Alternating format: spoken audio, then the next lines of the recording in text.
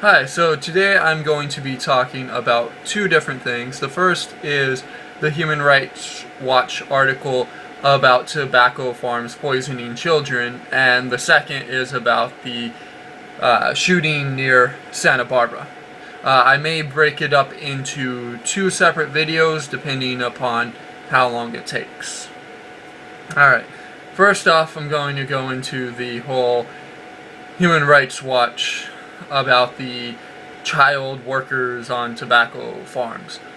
Alright, first off, Human Rights Watch oftentimes is good. At the very least, they bring, things to the public attention. However, in this case, it's just stupid. Now, I haven't read the whole 138-page report, but I have read their article, their press article about the report. Now, first off, let me take time to say that they interviewed 141 children. That was it. That's a very small sample group.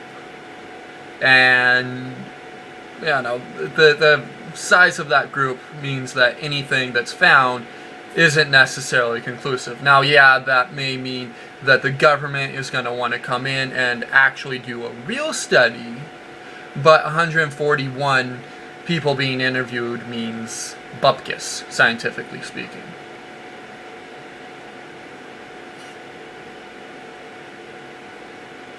Okay, first off, they talk about, the children getting tobacco poisoning from the tobacco leaves. And no, that really isn't going to be happening. Now, a tobacco farmer who's been working the field his entire life since he was, 9, and he's now, in his 70s, he might have severe tobacco poisoning over that period, but, working a day, no. The reason why people are saying, they're getting severe tobacco poisoning is because the article mentioned that they were showing symptoms of severe tobacco poisoning.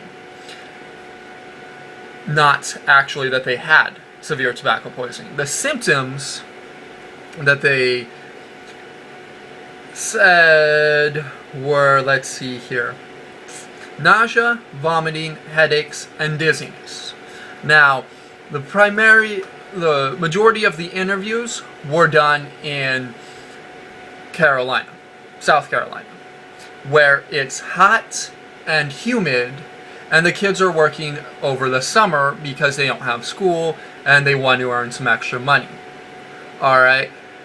Now, like I said, that's nausea, vomiting, headaches, and dizziness.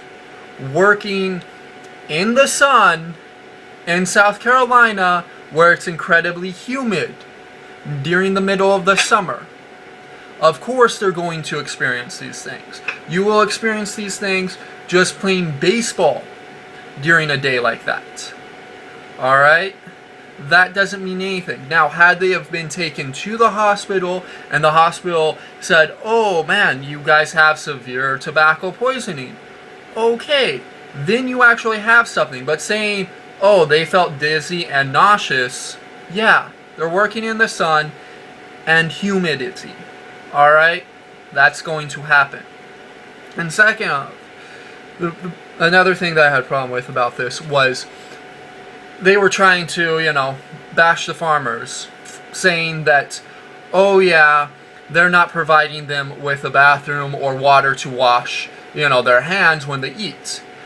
They don't have access to a bathroom because they're out in a field. What they have access to is going behind that bush and here's a roll of toilet paper, which works just as well. And they don't have access to, a sink where they can wash their hands off. What they have is a canteen or a water bottle that they're constantly refilling that they could use to wash their hands off. Alright? And usually they are. Now, and yeah, they contradicted themselves as well, because they were saying, oh, they don't have access to water or anything like that most of the time. But then later on, when they were talking about the symptoms of acute tobacco poisoning, they said that, oh, well, what happens when we feel dizzy and nauseous is they give us saltines and water and let us take a break for as long as we need until we're feeling good again and can go back to work. Meaning that they have access to water. In their own article, they're contradicting themselves. Alright? And the big problem that I have with this is that they're being liberal extremist about this and saying, oh, we need to make it so that, children can't work in the agricultural field at all, which is completely stupid. Alright. Let's see here. Hang on a second. Okay. There we go. Yeah. And then they said, 2/3 of the children under 18 who died from occupational hazards were agricultural workers, and that more than 1,800 non-fatal injuries to children under 18 happen in the agricultural field. Alright, now, yeah, that's not surprising at all that 2/3 of the deaths are in the agricultural field. I'd like to know what the actual numbers on those deaths per year are, because if 2/3 of the deaths are 2 deaths a year, then that doesn't mean anything. And then, 1,800 non-fatal injuries, that's 3 non-fatal injuries a day. That could range anywhere from, oh no, I cut my hand with the knife, to, oh crap, my hand got caught in a baler and now I'm missing 2 fingers.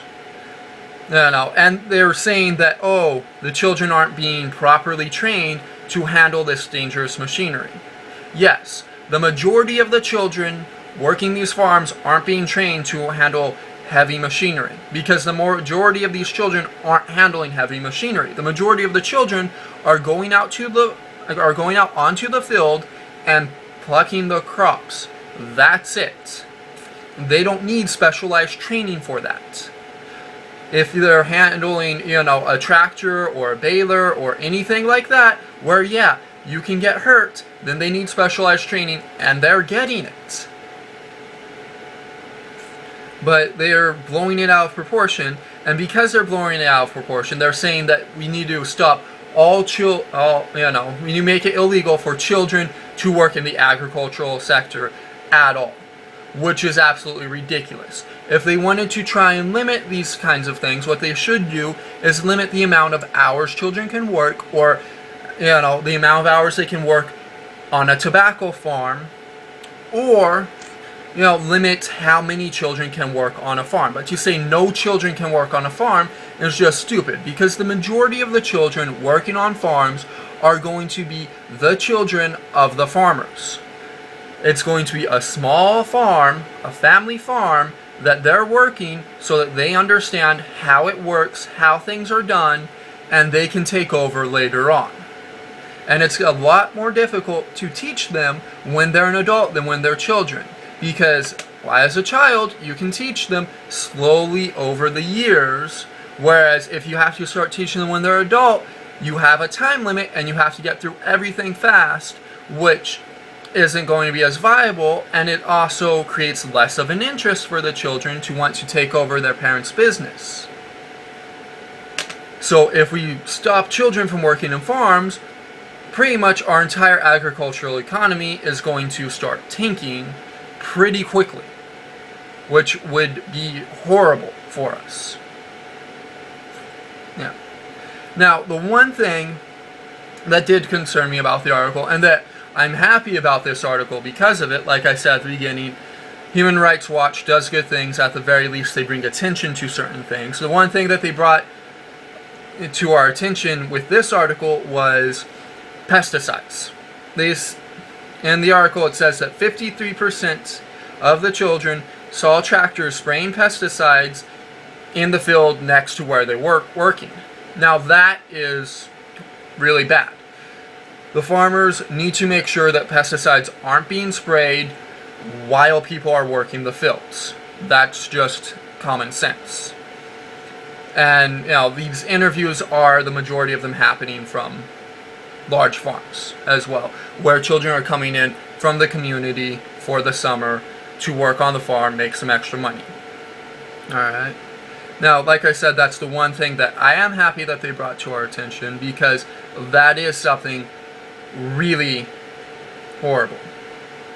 Now, it says 66% reported symptoms of acute nicotine poisoning, which is nausea, dizziness, vomiting, whatnot. All the same symptoms that happen from heat exhaustion, which can happen to anybody just by being out in the heat long enough. You don't even have to be doing hard work. Just being out in the heat can do it for you. Just be walking. Right, exactly. Yeah.